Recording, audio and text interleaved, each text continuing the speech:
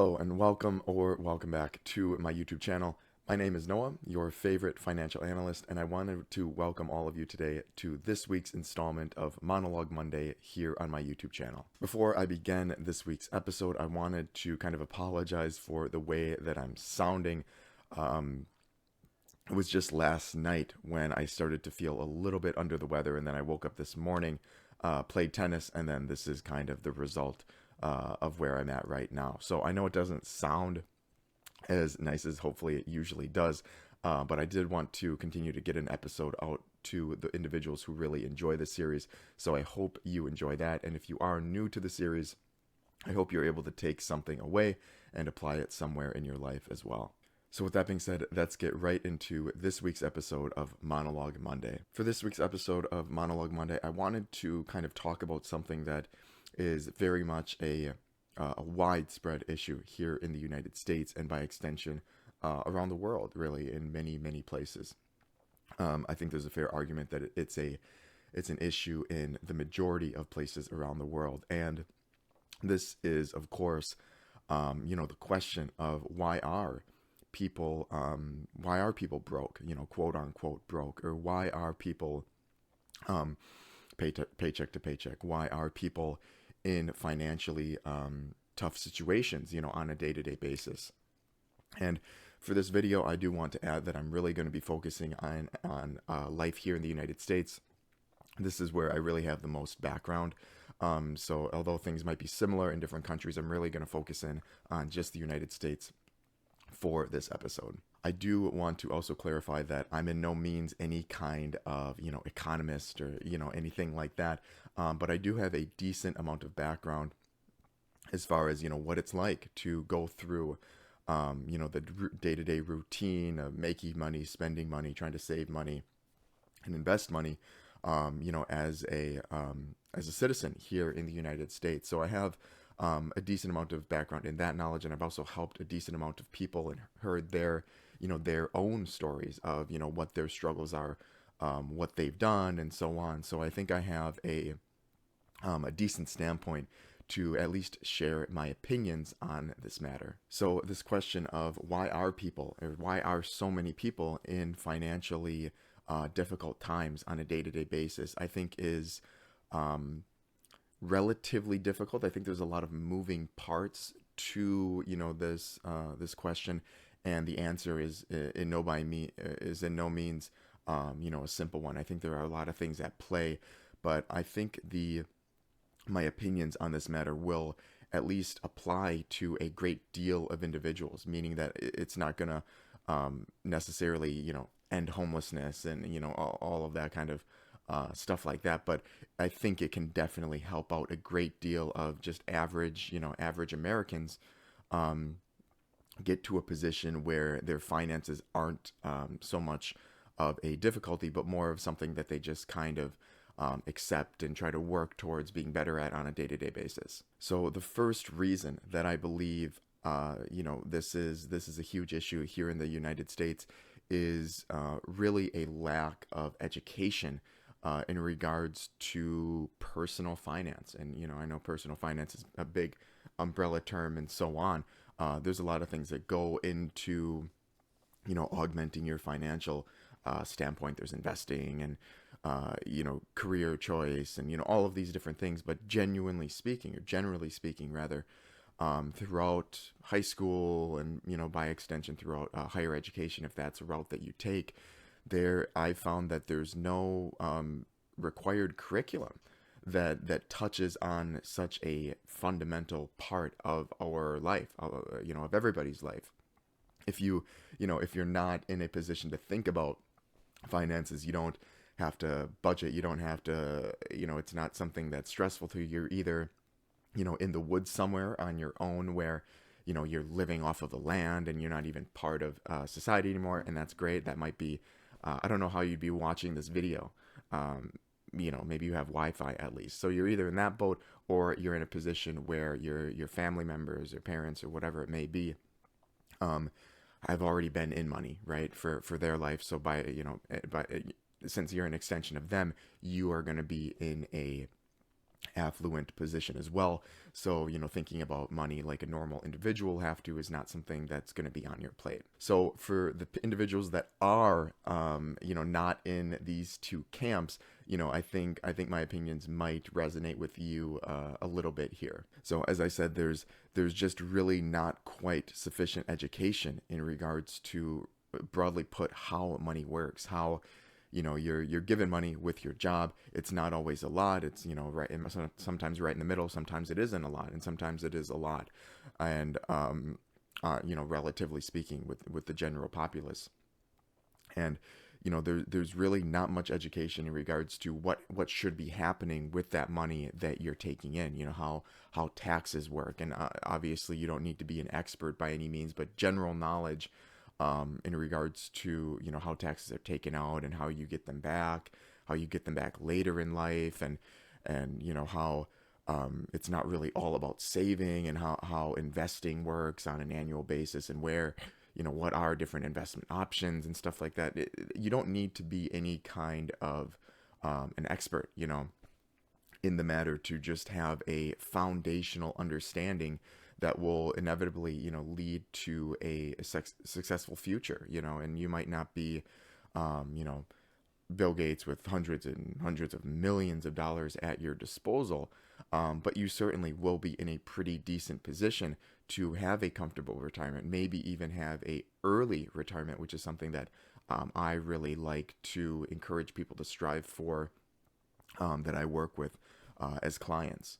So, a lack of education on a foundational level is something that I believe is sort of the root cause to a lot of these issues that individuals, single individuals, and married families have just on a regular basis. Is this lack of knowledge of how to be smart with the money that you're making, and what are good financial decisions, what are bad financial decisions, and so on. And inevitably, no one's going to be perfect. We're going to make bad financial decisions. I'm guilty of this. You're probably guilty of this to a certain extent. But having knowledge on how to avoid that is something that I believe is somewhat lost in curriculum. We have history, biology, chemistry, and writing, and so on. But I think finance, right, and money, and how money works is a foundational aspect of living here, living in any part of the world,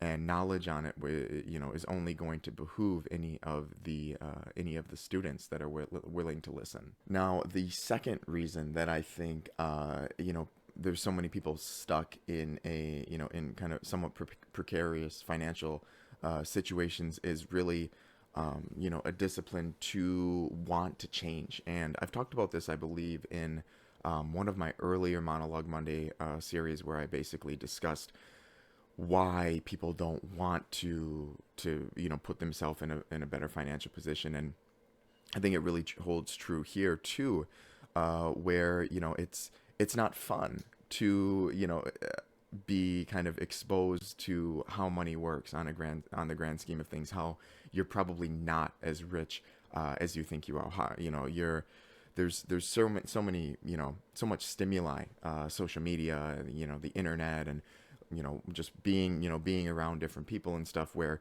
we have this desire to have more tangibly, right? But the important things that really keep us out of difficult financial decisions, avoid staying away or veering away from these different temptations that are all around us. And sometimes we're exposed to them hours and hours of the day through, like I said, social media and so on. So having the ability to step away from what other people are doing and focus on yourself is something that I think is a smaller detail, but definitely holds many people back as far as bettering themselves on a financial level. I also want to add a point here, that it's not always the individual's fault. I think, and some of you watching maybe have been waiting for me to mention this point as well, but being here, right, living, working, trying to enjoy life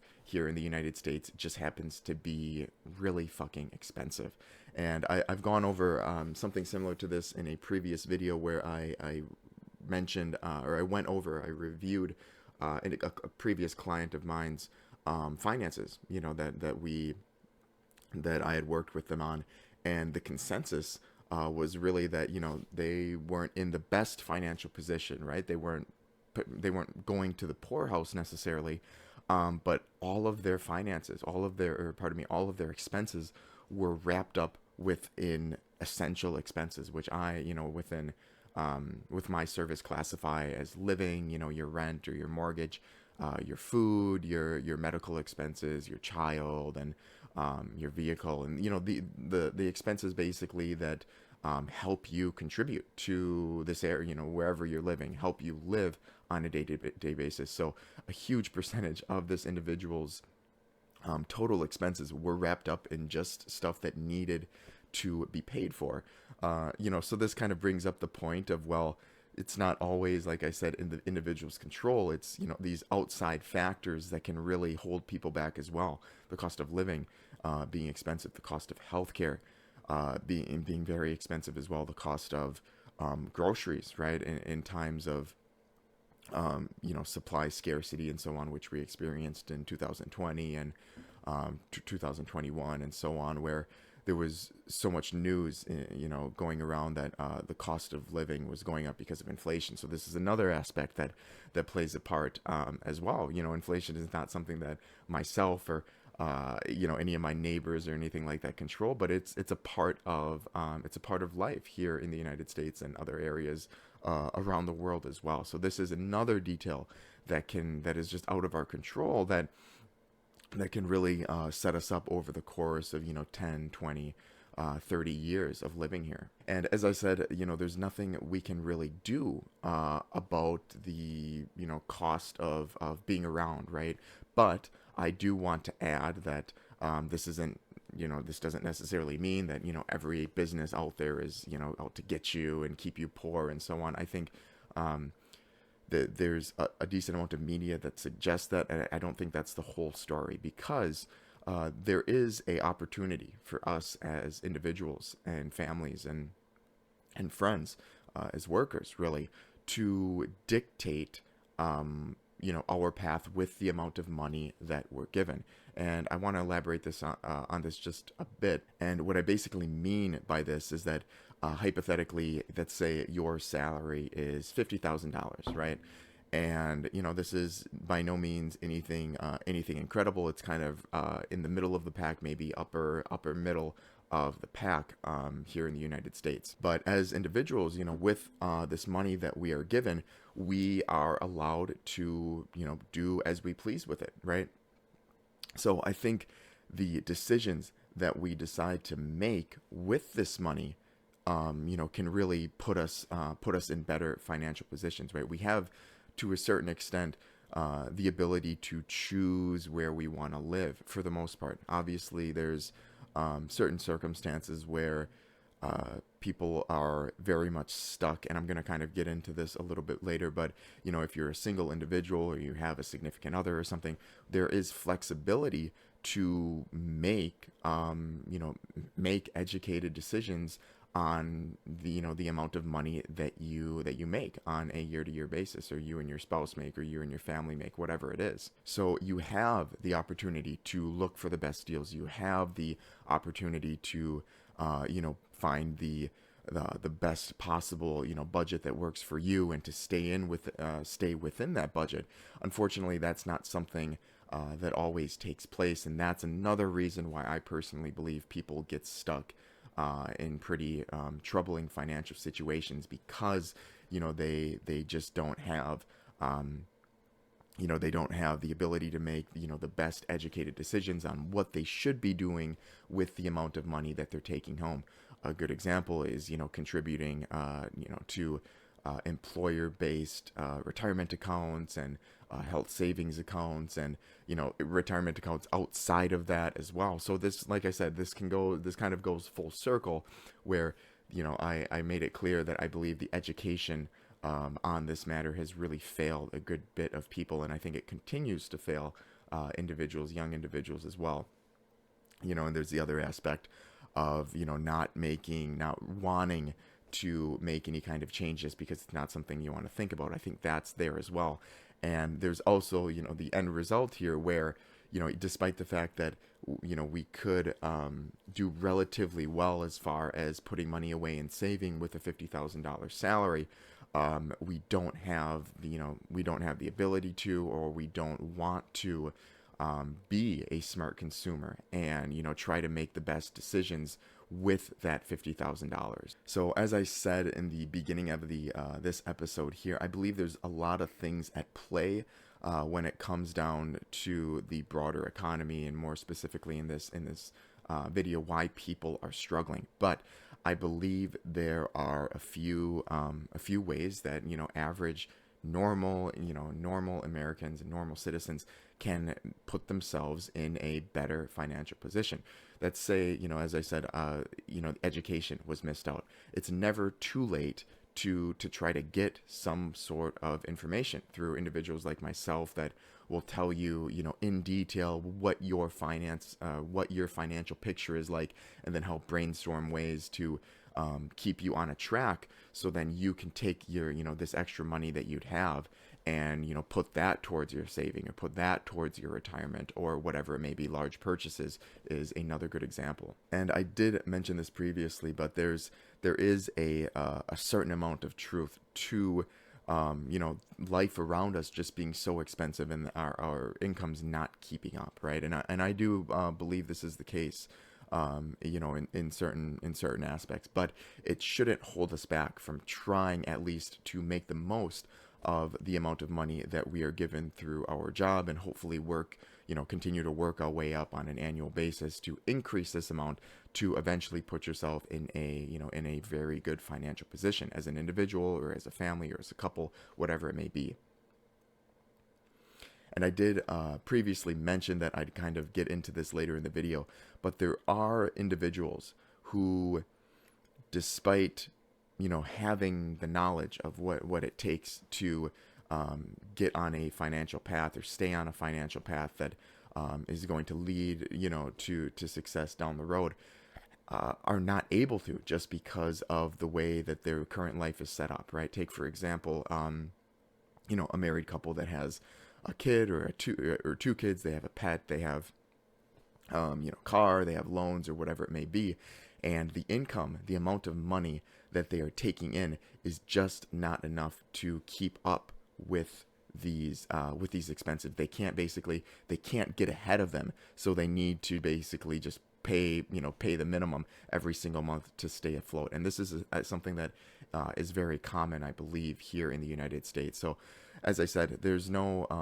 perfect solution. Obviously, I think education was somewhat of a failure in this regard, but I do want to inform everybody watching that it is never too late to at least try to make a difference. It's never too late to at least try to brainstorm a solution that will help you along the way, whether it be through my service here at AFA, or other institutions. Any help is going to be beneficial for you. So there you have it, guys. I hope my thoughts weren't too scattered for this episode. I did mention there's a lot that goes on within the economy, and individual finances, family finances, and everything. There is a huge amount that goes on, but these were just a few of my thoughts on the matter, and how what I believe is kind of the root cause of it. I mentioned that being education and so on. What I believe people are missing out on, and what they're not doing to put themselves in a good position, as well as things that are out of their control, really, that can hold them back. But the important point of this video is that it's really never too late to try to understand what's going on, right? Understand what you should be doing with your salary, and put yourself really in a good financial position. Because from the research that I've done, over the course of 2 years or whatever it's been, developing my financial service and so on, I can tell you that retirement isn't going to be a cheap endeavor, especially if you want to maintain a certain lifestyle, the lifestyle that you have now. Now, if you're okay taking a lesser lifestyle, things might be different, but I think the great majority of people want to have a comfortable retirement. So getting ahead of your finances right now is the best thing that you can do for yourself and your family. So if you've made it this far in the video, I want to thank you very much for your time and your viewership. I really do love doing these short monologues, and it's something that really helps me kind of get my thoughts out into the stratosphere. So thank you again so much for tuning in today. As always, if you have any questions for me personally, or if you'd like to take a look at the financial services that I can provide to you, I've left my email and a link to my company website in the description box below. Thank you again so much for your time today, and happy financing.